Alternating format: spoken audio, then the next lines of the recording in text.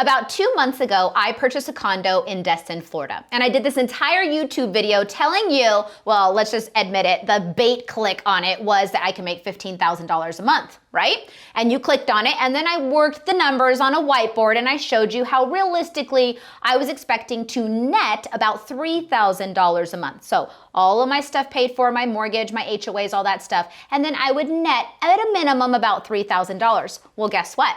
My numbers are in.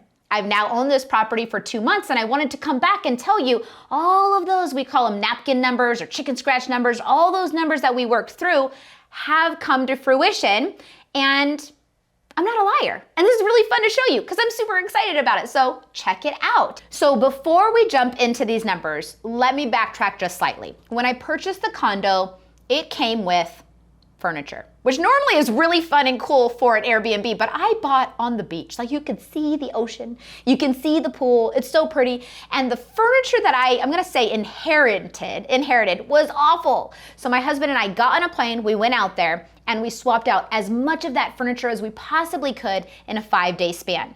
Why? Because being a realtor, being a real estate investor, and being an Airbnb superhost, I know what is the most critical thing to happen previous to sending your Airbnb active, and that is pictures. We needed better furniture in there so that we could capture better pictures. So we did put a little bit of money into it to try to capture the numbers that I previously mentioned on my first video. And I think I said the term, I'm gonna bet on myself. I'm gonna bet on myself that I can even expand these numbers because there was some room left to improve the unit. So we did do that.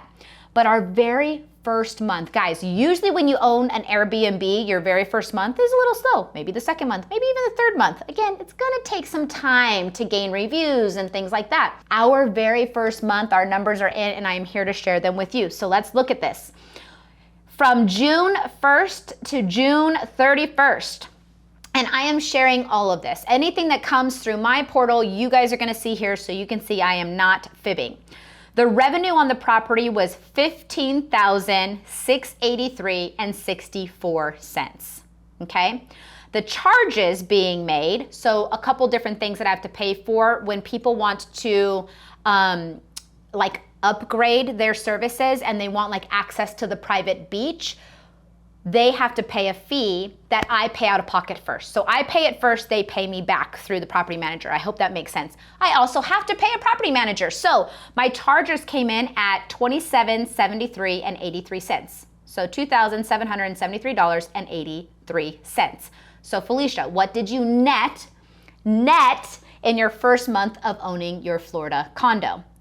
We brought in $12,909.81, almost $13,000 our first month. Yes, we're talking about June, and I know I'm gonna get a lot of critics coming in here and going, it's the hot season. Yeah, but there's a lot more to it, guys. Like inheriting a property and doing a couple of those tweaks and running your numbers correctly like we did on that first YouTube video, and then executing your thought process and your vision, there's something to be said for that. And yes, I also know that this is probably gonna be my high season. And so what am I gonna do with this money? It cost me about $4,500 a month to maintain this property.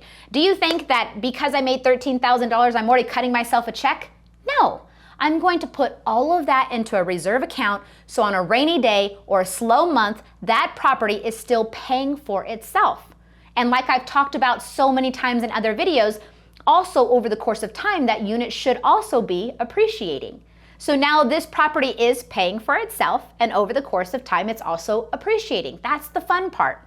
So I've now got 2 months under my belt. Let's kind of look at some averages here. So in the month of July, we had a revenue of $12,842.24. The charges came out to be almost the same, $2,753.59. You may be wondering why that was. My microwave broke, so I did have to go buy a new microwave, so it's a little bit higher even though my revenue was down a little bit. So I got paid $10,088.65. Don't have to be a mathematician to know that my overhead is only $4,500, and I brought in almost $10,000.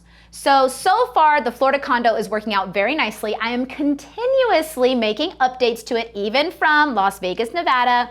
When you have the right property manager in place and the right people in place, you can get a lot of things done, even when out of state. And yes, our next trip is already booked, where my husband and I are gonna be working on a few little touches like painting, putting some family photos up, encouraging people to write in their journal about their stay, and making their Airbnb experience something that's truly, truly special.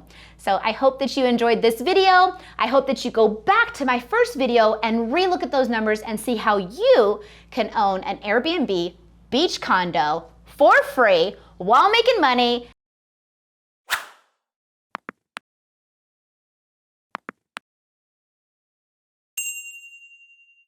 Girl, I'm your homegirl.